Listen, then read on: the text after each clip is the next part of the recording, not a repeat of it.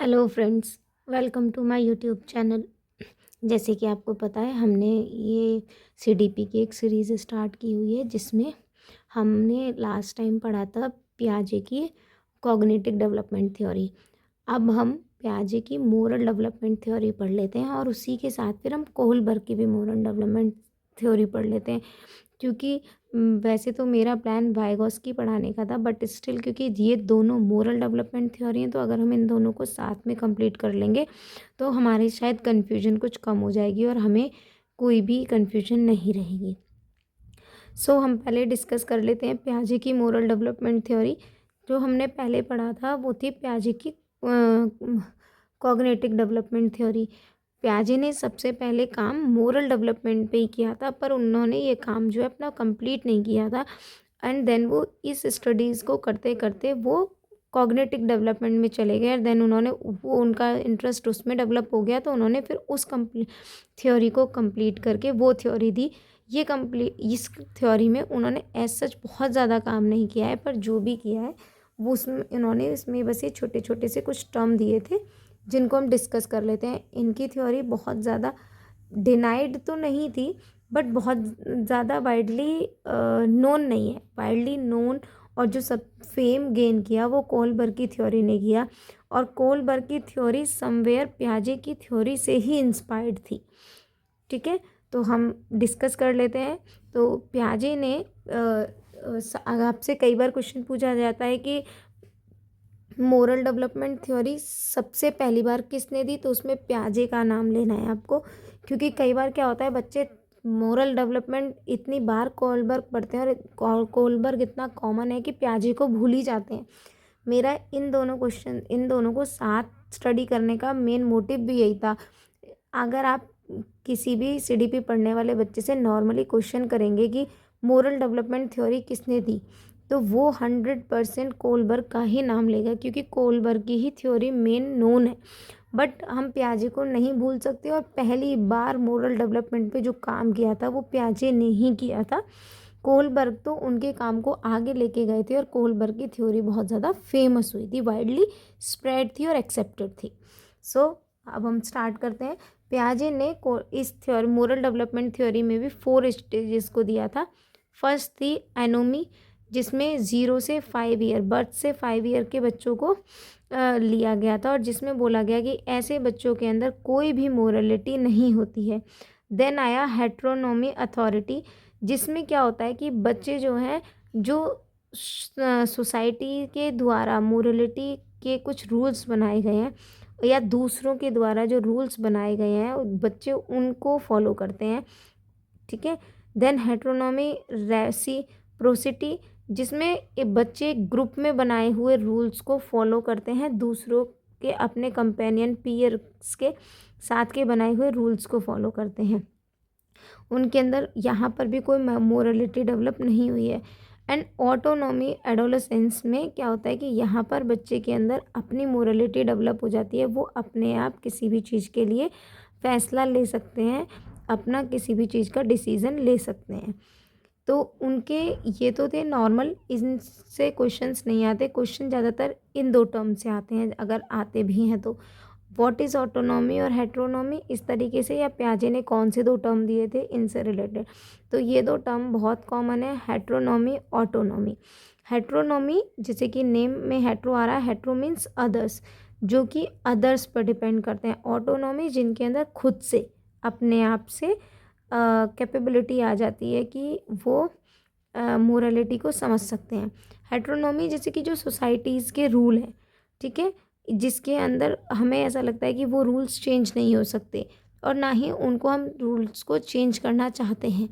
तो जो सोसाइटी के द्वारा बनाए हुए रूल्स हैं, हम उनको एक्सेप्ट कर लेते हैं। हमें वो रूल अच्छा लगे ना लगे, हम उसके बारे में नहीं सोचते। वी जस्ट थिंक कि ओके, ये रूल है और ये ही हमें फॉलो करना है, इसको हम बदल नहीं सकते।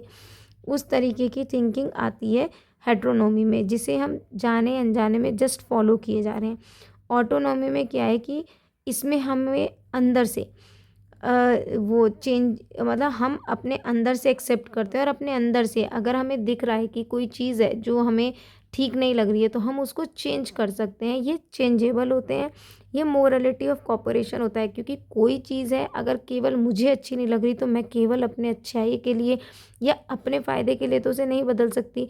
कोई भी रूल है तो अगर वो 2 4 10 लोगों को भी सेम मैनर में अफेक्ट कर रहा है जैसे उसने मुझे किया है, तो फिर हम कॉपरेशन करके और उस सोसाइटी में रह कर के उस रूल को फिर उन लोगों के लिए चेंज कर सकते हैं। ठीक है। मोरालिटी ऑफ कॉन्स्टेंट इसे इसीलिए कहा जाता है क्योंकि प्रतिबंधिता का नियम, मतलब ज़बरदस्ती, किसी के ऊपर ज़बरदस्ती थोपा हुआ है, हमें बस थोप दिया गया, फॉलो करना ही करना है। इस तरीके से जैसे आप किसी सोसाइटी में रहते हैं तो वहाँ पे कुछ रूल्स बना दिए गए कि आपको मंथली, मानो किसी की फैमिली में 4 मेंबर हैं और किसी की फैमिली में केवल 2 ही मेंबर हैं, और एक रूल बना दिया गया कि हर घर से मंथली इतना ही देना है, तो वो एक ज़बरदस्ती इम्पोज कर दिया गया। जिसके फैमिली में केवल 2 मेंबर्स हैं वो बंदा तो ये सोच रहा है कि यार मेरी फैमिली में तो केवल 2 ही मेंबर हैं, मैं इतना पे करके क्या करूँगा।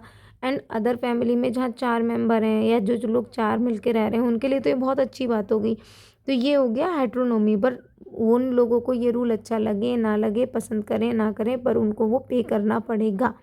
तो ये हेटेरोनॉमी में आ गया। ऑटोनॉमी में क्या है कि उन लोगों, जो एक फैमिली में 2 मेंबर हैं, उन्होंने आवाज़ उठाई और उस सोसाइटी में और जितने भी लोग रह रहे हैं जिनके फैमिलीज़ में कम मेंबर हैं, वो सब इकट्ठे हुए और उन्होंने फिर वहाँ के प्रेसिडेंट से बात की कि हम, आप पर मेंबर या पर हेड चार्ज कीजिए और उसके अकॉर्डिंग चार्ज लीजिए।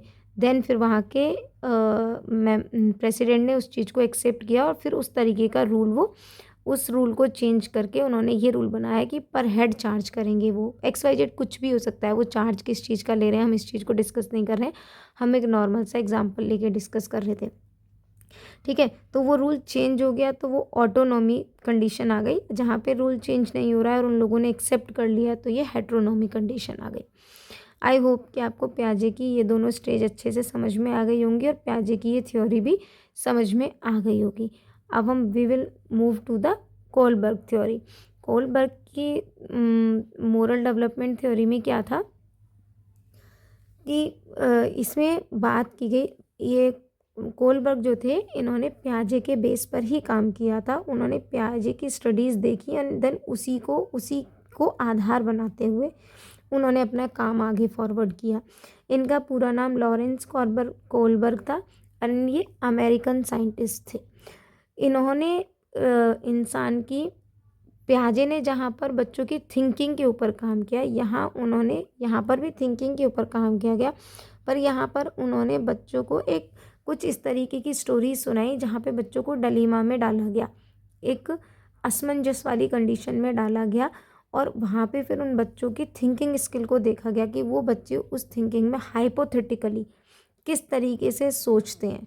ठीक है। तो इस पूरे एक्सपेरिमेंट को करने के लिए उन्होंने क्या किया, 72 लोअर मिडिल क्लास बॉयज़ को लिया, वाइट बॉयज़ को लिया। तो यही इस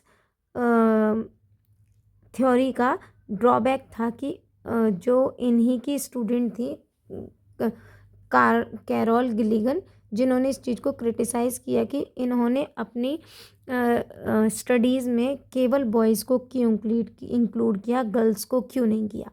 ठीक है। तो ये भी पूछा जा सकता है क्रिटिसाइज़ किस बेस पे किया गया उनको, या फिर क्रिटिसाइज़ करने का क्या कारण था। ठीक है। फिर हम बात करते हैं कि कोलबर्ग ने बहुत सारी डिलेमा की स्टोरी सुनाई थी उन बच्चों को, पर जिसमें जो सबसे ज़्यादा फेमस है वो ये हाइंज़ वाली है कि एक पुअर मैन होता है, उसकी वाइफ बहुत ज़्यादा इल होती है और उसको एक मेडिसिन की नीड होती है जो उसके एक केमिस्ट के पास मिल भी जाती है, बट वो केमिस्ट उसकी हेल्पलेसनेस का बहुत ज़्यादा फ़ायदा उठाते हुए उस मेडिसिन को बहुत ज़्यादा हाई रेट पे बोलता है कि मैं इतने रेट पे दूंगा इसे, और हाइंस के पास उतने पैसे नहीं होते हैं। तो अब इस कंडीशन में हाइंस को क्या करना चाहिए, उन्होंने इस तरीके की सिचुएशन उन बच्चों को दी एंड उन बच्चों से फिर आंसर मांगे।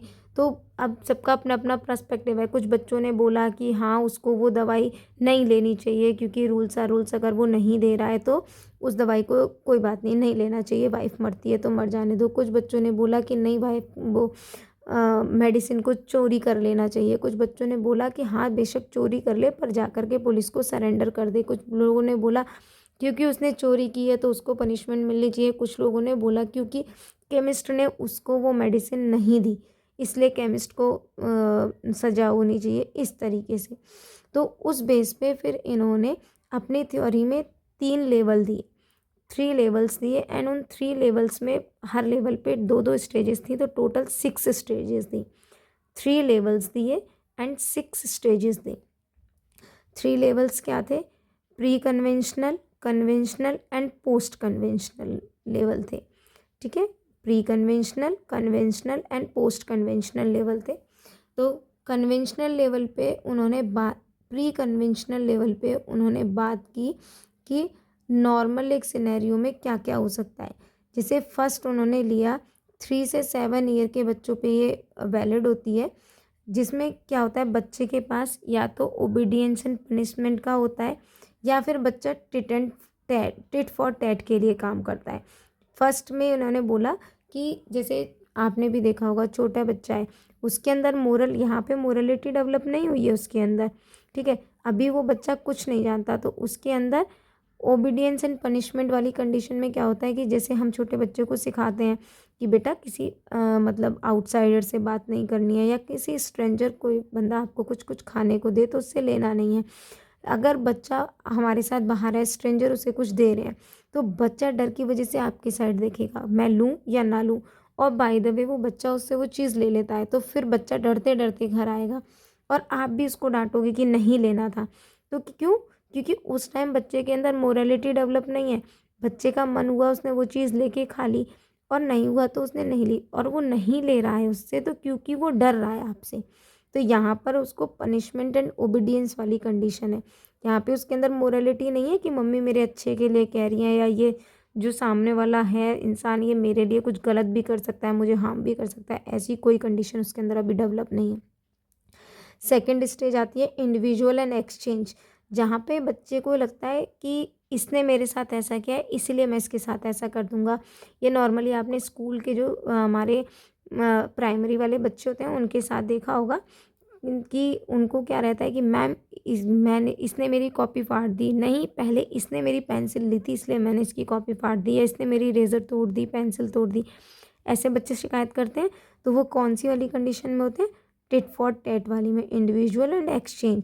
वो उसको बदला लेने वाली उनकी मेंटलिटी होती है। फिर आती है कन्वेंशनल, जहाँ पे मोरल डेवलपमेंट डेवलप हो चुका है बच्चे के अंदर, जहाँ पे बच्चे को क्या है अब मोरलिटी उसके अंदर आ चुकी है, वो अपना अच्छा बुरा जानता है। तो यहाँ पे क्या है उसके पास 2 कंडीशन क्रिएट होती हैं। एक तो वो अच्छा बच्चा और अच्छी बच्ची बनने के लिए जो भी काम करेगा, अच्छा बच्चा मतलब अपने आप को अच्छा दिखाने के लिए काम करेगा। मतलब जैसे घर में रिश्तेदार आए तो मम्मी नहीं भी कहेंगी तो मम्मी के साथ हेल्प करा देना।